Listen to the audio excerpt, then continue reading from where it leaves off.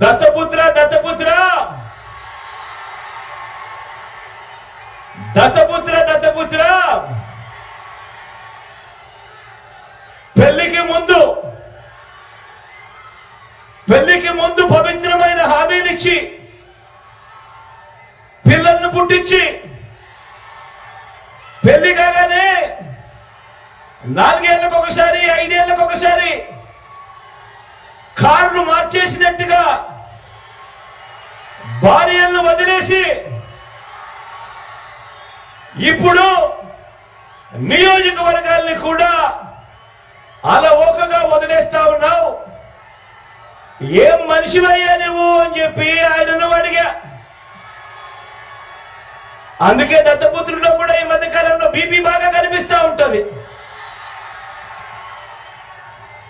అయ్యే దత్తపుత్ర, ఒకసారి చేస్తే పొరపాటు, మళ్ళీ మళ్ళీ చేస్తే దాన్ని అలవాటు అంటారయ్యే దత్తపుత్ర.